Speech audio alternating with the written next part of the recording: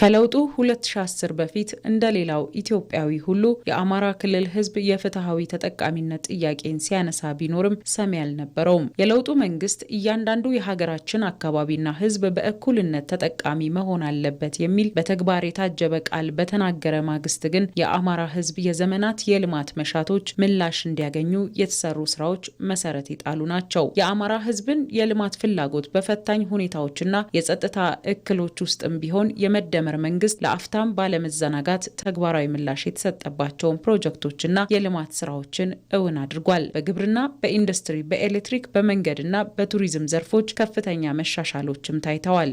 በግብርና ምርት በለውጡ ማግስት አማራ ክልል በአመት የሚያመርተው 90 ሚሊዮን ኩንታል ገደማ ነበር። ግድቦች ላይ በሰራነው ስራ፣ ማሽነሪ ላይ በሰራነው ስራ፣ ማዳበሪያ ላይ በሰራነው ስራ፣ ፓምፕ በስፋት ማስገባት በመቻላችን ባለፉት አመታት የአማራ ክልል አመታዊ ምርት ከእጥፍ በላይ አድጓል። ከ205 ሚሊዮን ኩንታል በላይ በአመት ይመረታል። ከ90 አካባቢ 200 አካባቢ መድረስ ቀላል ግምት የሚሰጠው አይደለም። በቂ ነው ያልከኝ እንደሆነ አይደለም፣ ገና ብዙ ስራ ይጠበቅብናል። ግን በግብርና በግድብ እመርታ ታይቷል።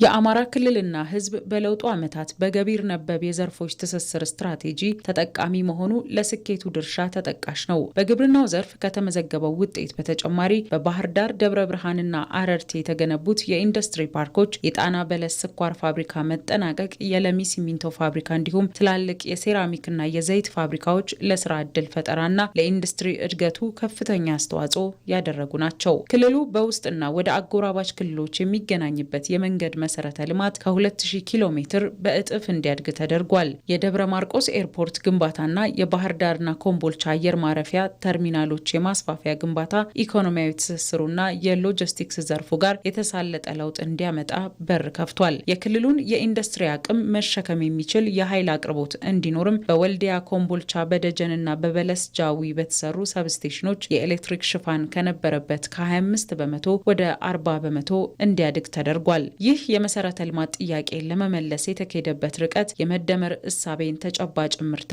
ያሳየ ነው። ሁሉም የሚሰማበትና የሚስተናገድበት አዲስ ኢኮኖሚያዊ እሳቤ በእነዚህ የለውጥ ስራዎች መገለጣቸውን ልብ ይሏል።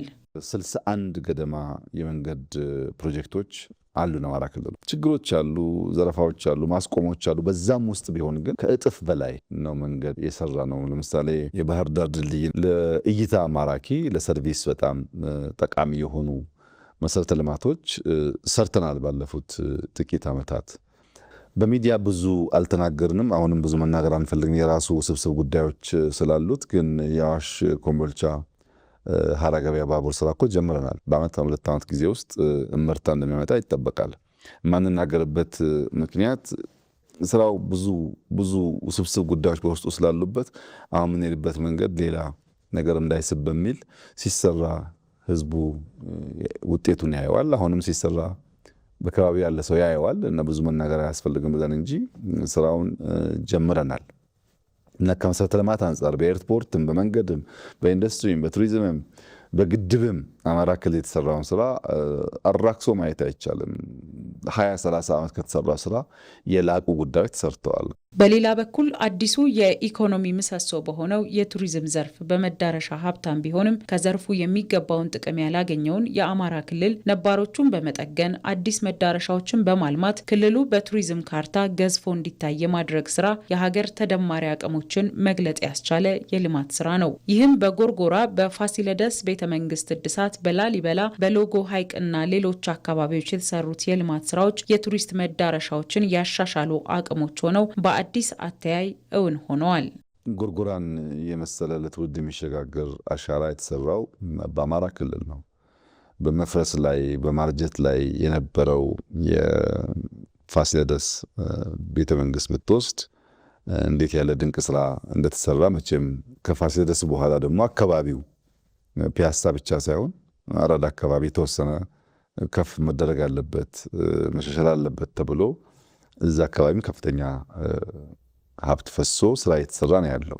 ፋሲል ለማየት የሚሄድ ሰው ካዘዞ ከኤርፖርት ጀምሮ እስከ ፒያሳ ድረስ ባለው ጉዞ ፒያሳም ደርሶ ፋሲልን ካየ በኋላ ዙሪያውን በግለሰቦችም በመንግስትም ትብብር በጣም ጥሩ ስራ ነው እየተሰራ ያለው። ላሊበላን ብትወስድ ወጣ ገባ ያሉ ጉዳዮች ቢኖሩም ከፈረንሳይ መንግስት ጋር ሆነን ላሊበላን ለማደስ ሰፊ ስራ ተሰርቷል።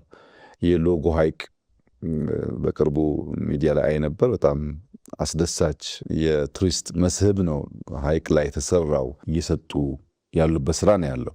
ወደ ደባርቅ የሚሰሩ መንገዶች እና አጠቃላይ አማራ ክልል ከቱሪዝም አንጻር የነበረውን አትራክሽኖች ከፍተኛው ችግር ዴስቲኔሽን ነው፣ ማረፊያ ቦታ ነው። እነሱን ለማሻሻል የተሰራው ስራ የሚናቅ አይደለም። በክልሉ የአገልግሎት ሰጪ ተቋማትን በአዲስ መልክ እውን ከማድረግ ባለፈ የማዘመን ስራም እኩል ትኩረት አግኝቷል። በዚህም የክልሉ የጤና ተቋማት ቁጥር በአይነትና በቁጥር የማሳደጉ ስራ ተጠቃሽ ነው። የክልሉ 32 ከተሞች ለኑሮ ምቹ እንዲሆኑ የኮሪደር አብዮቱን ተቀላቅለው ገጽታቸው አዲስ መልክ እንዲይዝ እየተደረገ ነው። ክልሉ ከዲጂታል ኢኮኖሚው ጋር እንዲተሳሰር ከ200 በላይ ከተሞች የ4G እና 5 ከተሞች የ5G ኢንተርኔት አገልግሎት እንዲያገኙ ተደርጓል። እነዚህ ከአሃዝ የተሻገረ ጥልቅ ትርጉም ያላቸው የልማት ስራዎች በክልሉ ውዝፍ የልማት ጥያቄዎችን ከመፍታት ባለፈ ከመጪው ዘመን ጋር የተናበበ ዘላቂ የመሰረተ ልማት አቅርቦት ስራዎችን ቁልጭ አድርገው የሚያሳዩ ናቸው። ይህ ሁሉ እንቅፋት እያለ በአማራ ክልል የተሰራው ስራ ከዚያ በፊት 20 ዓመት ከተሰራው የሚበልጥ እንጂ የሚያንስ አይደለም። ይህንን ጉዳይ በቀሪው ጊዜ አስፍተን አልቀን ብንሰራ የአማራ የመልማት የመጠቀም ጥያቄዎች በተሟላ መንገድ ምላሽ እያገኙ ይሄዳሉ የሚል እምነት አለኝ።